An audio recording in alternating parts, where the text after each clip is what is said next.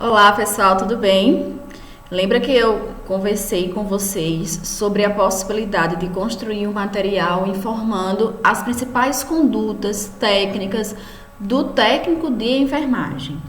Então, aqui eu estou elencando para vocês algumas dessas condutas. Ressalto que não estão presentes todas as condutas aqui, mas a grande maioria delas encontra-se neste material, tá certo? E vai poder subsidiar vocês para a construção das condutas do técnico de enfermagem, tá bom? Então, primeiro, gente, vocês provavelmente vão ver isso em outras disciplinas ainda, mas eu quero trazer para vocês que existe uma teoria que se chama Teoria das Necessidades Humanas Básicas de Maslow. Então, Maslow foi um psicólogo que começou a estudar quais são as necessidades básicas que o ser humano precisa ter para que ele tenha garantido a sua saúde. Então, nesse sentido, ele construiu esta pirâmide que está aqui para vocês. Então, esta pirâmide, ela tem 5 níveis e nós conseguimos elencar essas necessidades. Aí nós temos grandes categorias, que são as necessidades fisiológicas, necessidades de segurança, amor e relacionamento, estima e realização pessoal. Professora, e por que a senhora está falando isso? O que é que isso tem a ver, não é? Então, nós da enfermagem, todos os profissionais de saúde, devemos atuar pensando nessa pirâmide.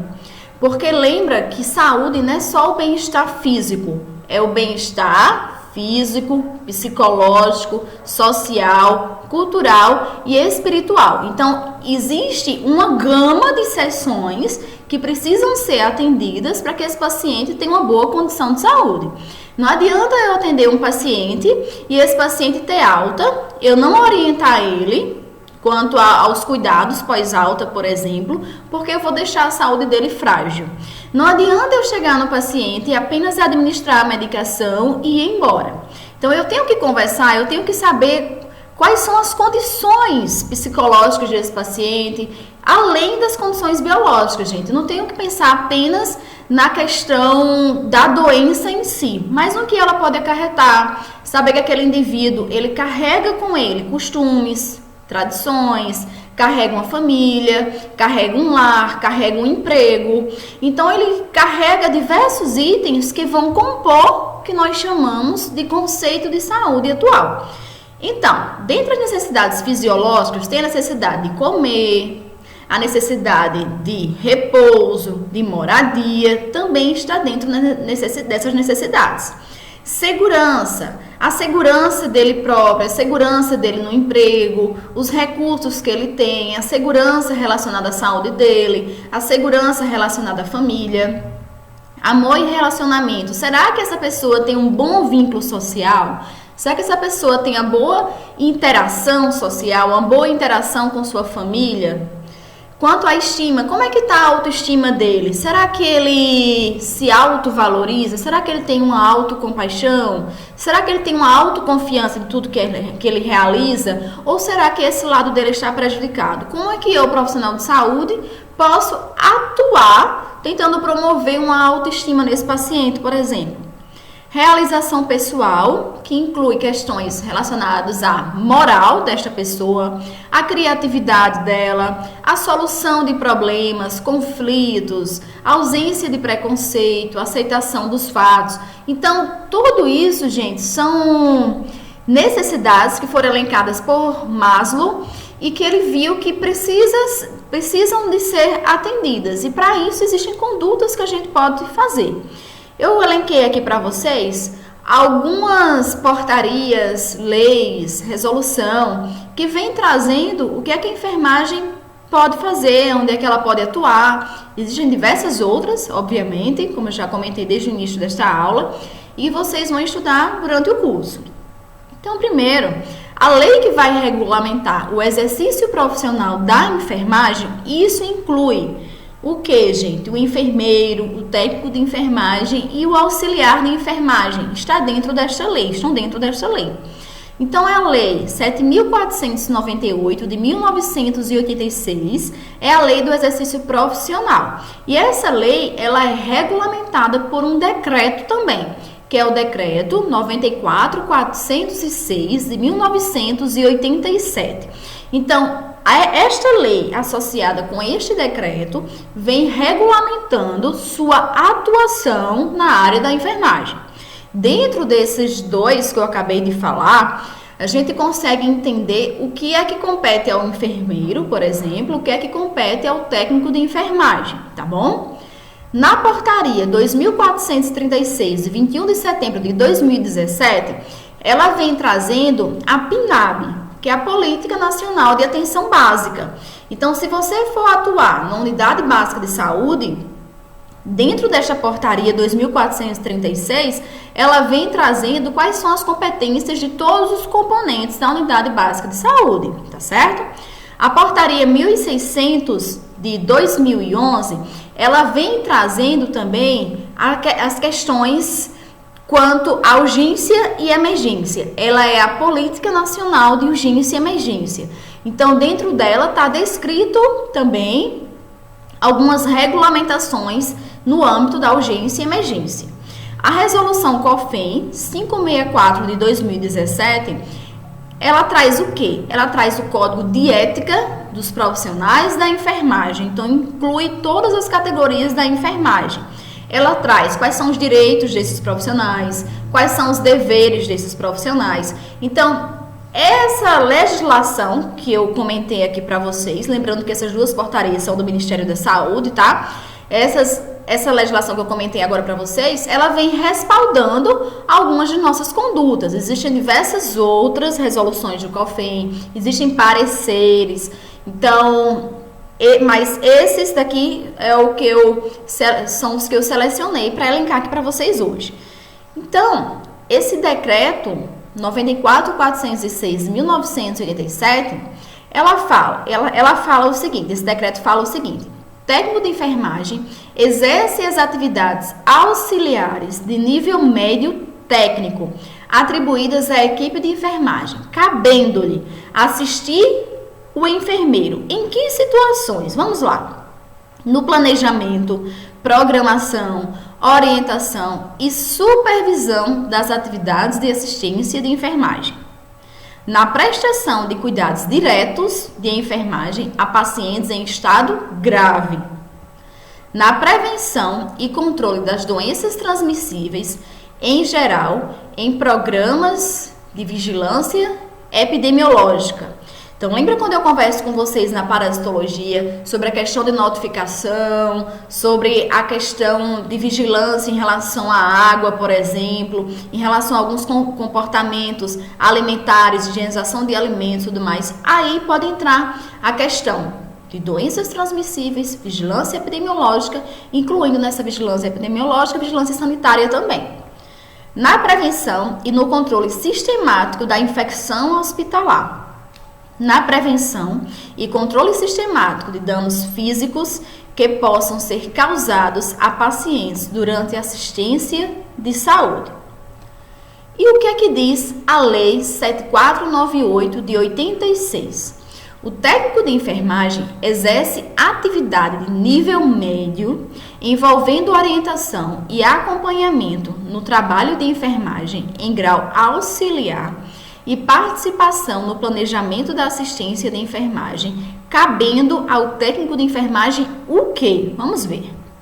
Participar da programação da assistência de enfermagem, executar ações assistenciais de enfermagem, exceto as que são privativas do enfermeiro, que estão no artigo 11 da Lei 7498. Participar da orientação e supervisão do trabalho de enfermagem em grau auxiliar. Participar da equipe de saúde.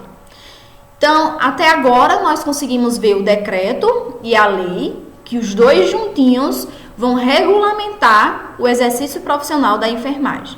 E conseguimos elencar algumas atividades gerais do técnico de enfermagem. Nós vamos especificar ainda, tá certo? Essas atividades. A portaria 2436 de 2017, portaria do Ministério da Saúde, ela fala que para uma equipe de saúde funcionar de forma correta, é imprescindível a atuação, a participação do técnico de enfermagem. Participar em relação a quê? Participar das atividades de atenção à saúde, realizando procedimentos regulamentados no exercício de sua profissão, na unidade básica de saúde e, quando indicado ou necessário, no domicílio, nos demais espaços comunitários, como escolas, associações, entre outros.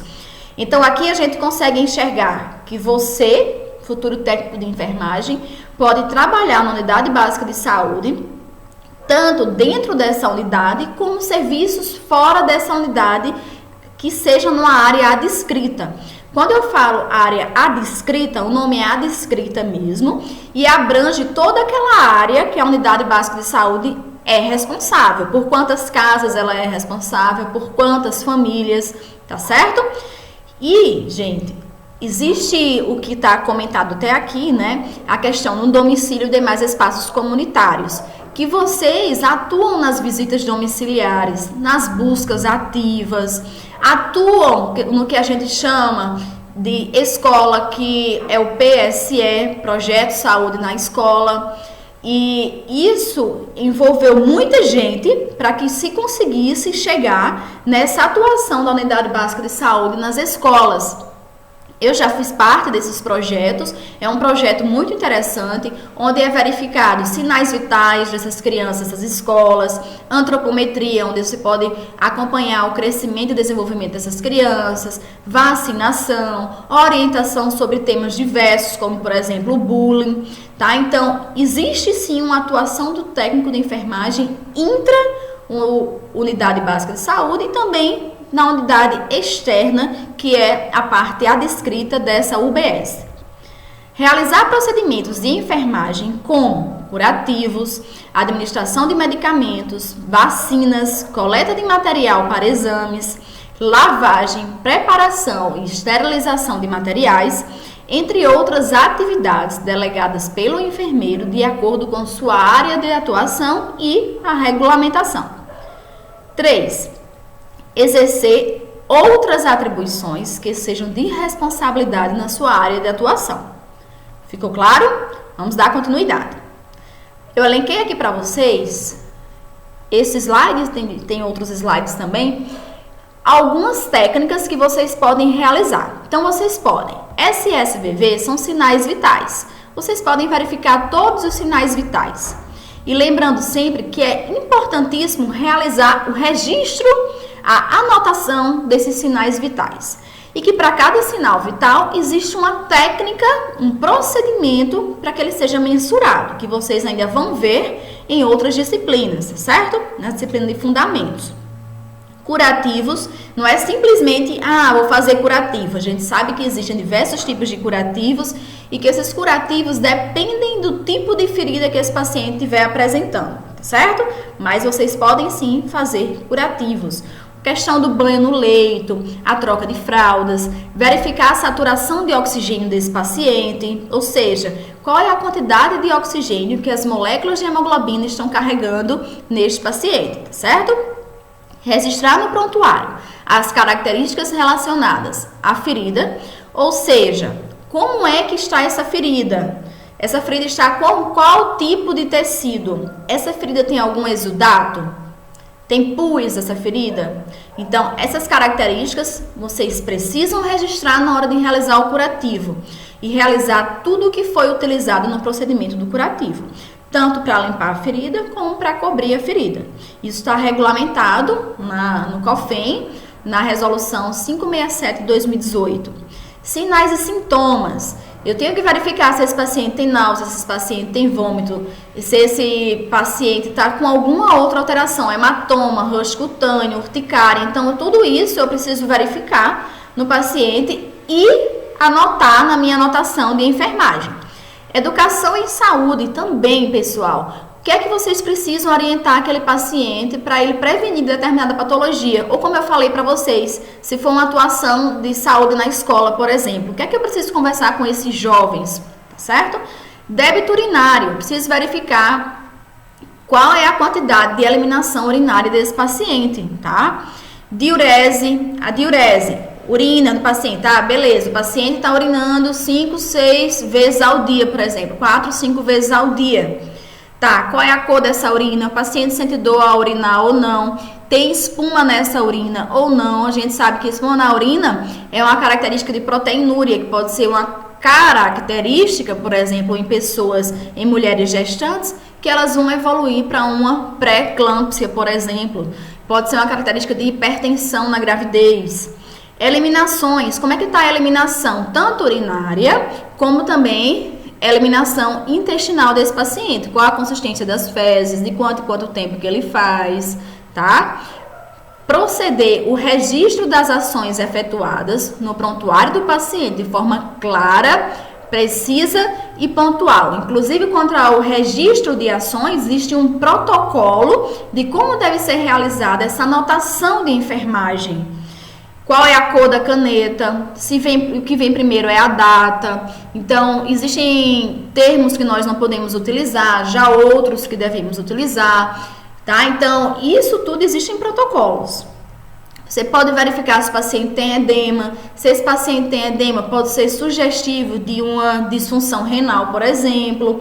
Pode ser apenas questão de fadiga, cansaço, mialgia. Pode ser alguma alteração naquele membro que ele não esteja movimentando direito. Então, gente, tudo isso aqui que vocês podem verificar, não é simplesmente também verificar, anotar no prontuário e acabou. Não é isso. É preciso que ocorra uma interação com toda a equipe de enfermagem, com toda a equipe de saúde que tiver ali, para que quando você detectar algo errado, você anote no prontuário e vá lá comunicar esta pessoa, para que os procedimentos sigam e esse paciente melhore cada vez mais, tá certo? Então, é importante que isso ocorra, essa interação multiprofissional é muito importante. A coleta para exames, isso é super importante, porque não é simplesmente realizar, por exemplo, a punção venosa e fazer a coleta. Tem coletas para exames que a gente tem que fazer de forma muito rápida. Tem coletas que podem ser mais lentas. Em relação a coletar com a seringa e depois precisar colocar no tubo de ensaio, a gente não pode colocar com força, por exemplo, que a gente vai quebrar, vai ocorrer a quebra das hemácias e isso pode prejudicar na visualização no laboratório. Então, existem técnicas para isso. Mesma coisa da técnica para realizar um acesso venoso periférico que esse paciente precise para alguma medicação. Existe técnica para realizar esse acesso venoso e para manter ele também. Administração de medicação, podem realizar sim, mas lembrando que vocês precisam conhecer qual a medicação que está administrando, verificar sempre, checando os certos para a administração de medicação. Ah, professora, muita gente não tem colocado, por exemplo, as doses de medicamentos nas patologias do quadro didático que eu peço. Mas vocês precisam pensar, eu não vou prescrever, mas se chegar uma prescrição errada para você e você não tiver conhecimento, nem pelo menos uma base, uma noção de dose de medicação, você simplesmente administra a medicação conforme está prescrita. Então, a gente não pode deixar o que nós chamamos de modelo do queijo suíço acontecer, que é uma sequência de erros, onde a prescrição está errada ou está ilegível, por exemplo, aí passa pela farmácia que libera a medicação e você administra de forma errada. Então, isso não pode acontecer, a gente não pode deixar acontecer esse modelo do queijo suíço. A gente precisa conhecer as doses das medicações, precisa conhecer qual é a cor daquela medicação, tá certo? Então, é importante avaliar tudo isso. A questão do apoio, gente, sempre verificar a questão desse apoio psicológico no paciente. Imagina se eu vou fazer uma punção venosa numa criança. Eu vou simplesmente puncionar? Não, a criança vai se movimentar muito. Então, é preciso toda uma conversação com essa criança para que realize esse procedimento. Retirada da sonda vesical de demora, também vocês podem realizar. Parecer COFEM 63 de 2018 permite. Antropometria, medida do peso, da altura, circunferência abdominal, envergadura, que é quando abre os braços aqui em 90 graus, paciente em pé, e se mede a distância da ponta do dedo para outra ponta do dedo médio da mão. E a gente faz essa envergadura, tá certo? Temos também, quanto à antropometria, nós temos a relação cintura-quadril, que vocês podem realizar, e diversas outras, tá certo? Vocês podem realizar ainda, participar da antropometria na criança, que é feita durante a consulta de puericultura com o enfermeiro ou com o médico, e vocês podem auxiliar durante esse procedimento, onde a gente mede, por exemplo, perímetro cefálico, perímetro abdominal dessa criança, ok? Vacinação, vocês podem atuar também como instrumentadores.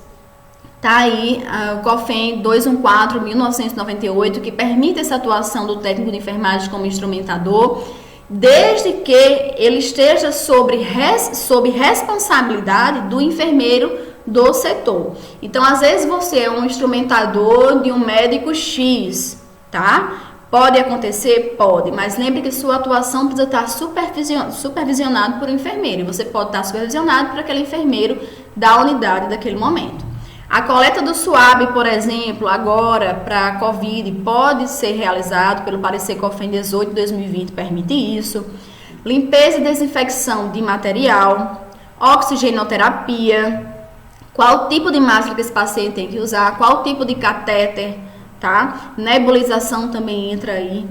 Sangria terapêutica, o parecer COFEN 6/2017 permite essa atuação do técnico de enfermagem, desde que ele tenha o conhecimento. O que é isso, pessoal? Pessoas que têm a ferritina muito alta, né? A quantidade de ferro, principalmente, muito alta no sangue, eles precisam ou doar sangue periodicamente, ou então realizar essa grande coleta de sangue, e essa grande coleta de sangue, ela é desprezada, ela não é utilizada para uma doação. Por quê? Já que eles têm uma quantidade muito grande de ferritina, isso não pode permanecer. Então, ao realizar essa sangria terapêutica, retirar um pouco de sangue desse paciente, a gente consegue deixar ele em níveis ideais de ferritina, por exemplo. Glicemia capilar, não é simplesmente realizar a coleta, né, da glicemia capilar e anotar. Eu preciso saber qual o valor bom, qual o valor ruim, qual o valor que eu preciso estar alerta. Então, eu preciso atentar a esses parâmetros, porque a partir do momento que eu verifico uma glicemia capilar, por exemplo, e dá 256, dá 300, e agora? Anota e corre para um enfermeiro, corre para a equipe médica, notifica, porque é preciso que ocorra alguma intervenção. Mudança de decúbito, tá? Vocês podem atuar. A mudança de decúbito, ela é muito realizada para quê? Para prevenção de lesão por pressão nesses pacientes que estão acamados. Enema, que é justamente chamado de lavagem, não é? Compressas frias, compressas mornas, controle hídrico. Esse controle hídrico a gente consegue realizar o controle de tudo que entra no paciente e tudo que sai no paciente. Tá? Principalmente aqueles pacientes que estão com sonda, os pacientes que estão em acesso venoso recebendo soro, é preciso que ocorra esse balanço, esse controle hídrico. Porque se eu estou infundindo 2 litros de soro nesse paciente por dia, por exemplo, e o paciente não está eliminando esses 2 litros de soro, esse paciente vai ficar com edema, esse paciente pode estar com insuficiência renal, tá bom? E você vai estar lá na ponta fazendo isso, então você precisa ficar alerta. Testes rápidos vocês podem realizar, como eu já comentei até em outras aulas, orientar os pacientes pré e pós-consulta. Então, esse paciente vai para uma consulta de enfermagem, por exemplo, como eu já comentei até no citológico. Ele vai realizar o citológico. Quais são as orientações que eu preciso fornecer para esse paciente pré-consulta de citológico? Tanto para marcar a consulta, qual o período certo, preciso orientar a essa paciente a questão se ela pode usar ou não duchas, por exemplo, pode ter ou não relação sexual, pode realizar ou não ultrassonografia pré-citológica. Então, isso tudo eu preciso orientar. Cuidados pós-morte, realizar atividades em grupo, isso acontece muito em unidades básicas de saúde e em alguns setores hospitalares também. Por exemplo, eu vou trabalhar no setor de aleitamento materno. Existem muitos grupos de apoio dentro do hospital sobre aleitamento materno, onde fazem, por exemplo, uma vez ao mês, faz orientação sobre o aleitamento materno naquela unidade. Então, por exemplo, também ocorre muito grupos de gestantes, grupos de idosos nas unidades básicas de saúde. Visitas domiciliares vocês podem realizar. Participar do gerenciamento de insumos necessários para adequada realização do exame citopatológico. Então, o que é de material que eu preciso para que seja realizado o citológico? Então, você vai juntamente com a equipe de enfermagem da Unidade Básica de Saúde trabalhar nessa solicitação de insumos necessários. Vocês podem verificar que tem alguns erros de separação até silábica, né? Aí, erros mesmo do próprio PowerPoint, tá bom? Ter responsabilidade, conhecer a anatomia, fisiologia e fisiopatologia, pessoal. Conhecer a medicação, como eu já comentei para vocês. Realizar a busca ativa. Então, você está responsável, junto com a equipe da Unidade Básica de Saúde, por uma gestante. Essa gestante foi para a primeira consulta e sumiu. E agora? Você, junto com a equipe de saúde, tem que realizar a busca ativa. Ir lá na casa dessa gestante e procurar saber o que é que está acontecendo. Mesma coisa em diversos outros casos, hanseníase, tuberculose e assim sucessivamente, tá certo? Orientar quanto à coleta do escarro, por exemplo, no caso da tuberculose, TDO, que é o tratamento diretamente observado, que é realizado nos casos de tuberculose. Vocês podem participar da notificação dos casos. Lembra quando eu comento para vocês, essa doença de notificação compulsória, pessoal, botem no quadro didático, porque vocês têm essa responsabilidade também de estar notificando os casos. A prova do laço, que é muito utilizada na dengue, que eu até demonstrei para vocês em um vídeo. Na reanimação cardiopulmonar, vocês podem atuar. Vocês podem utilizar o DEA, desfibrilador externo automático, em casos de reanimação cardiopulmonar é utilizado. E está aí no parecer COFEN 2 de 2017, que vocês podem utilizar. Conferência e ou reposição de materiais do carro de emergência ou carro de parada, desde que sob supervisão do enfermeiro. Então, quantas medicações tem que ter ali? Quantas adrenalinas? Tá? Então, é preciso que isso seja conferido a cada início de plantão. Quanto a empreendedorismo, que é muito visto hoje em dia pela enfermagem, é um caminho amplo, onde vocês podem ver consultorias, vocês podem ver questão do primeiro furo para bebê, questão de consultoria relacionada a aleitamento, também nós temos procedimentos quanto curativos, troca de sonda, cuidados com idosos, mas a gente precisa ficar em mente do seguinte, pessoal. A atuação do técnico de enfermagem, ela não pode ser de forma individual. O técnico de enfermagem, ele pode atuar sob a supervisão do enfermeiro. Então, quer empreender, quer abrir alguma coisa, quer fazer algo relacionado a isso, você tem que estar associado com o enfermeiro para que possa atuar nesse sentido, tá certo? Eletrocardiograma, vocês podem fazer, tá aí o parecer. Cálculo de medicamentos, isso é muito importante e isso pega muita gente. A gente precisa entender quais são os métodos de realização do cálculo de medicamentos, se é uma microgotas, se não é microgotas, qual é a fórmula, como é que eu emprego isso. Inclusive, até mostrei um exemplo para vocês em um vídeo. Segurança do paciente, obrigação, responsabilidade da enfermagem, manter grades elevadas, viu, pessoal? Tem isso do paciente caiu no leito, não.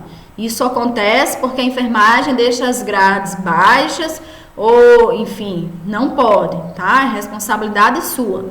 Como também na segurança do paciente envolve diversas outras coisas, como, por exemplo, não pode deixar piso molhado, não pode deixar tapete sem ser antiderrapante. A questão de segurança do paciente também entra a questão de infecção, quais são os procedimentos que a gente pode fazer para evitar a infecção nesse paciente, a questão de manusear drenos, a questão de manusear acessos, sempre realizar a técnica limpa e asséptica. Estimular ou efetuar a ingesta da dieta oral. Tá? Então, vocês podem estar estimulando esse paciente quanto à dieta. O paciente, às vezes, está com dieta zero, foi para a cirurgia, não pode levantar ainda por algum motivo que ocorreu, e esse paciente está começando a ser liberado para ele a dieta. Então, você pode ofertar essa dieta, tá bom?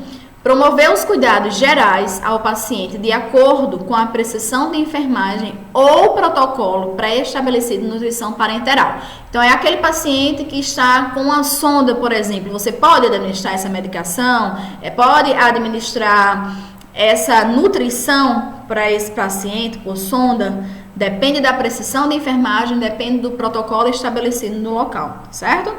Auxiliar o enfermeiro na sondagem nasoenteral e orogástrica. Pode auxiliar, não pode fazer completamente. Tá aí a resolução COFEN 619 de 2019 informando isso.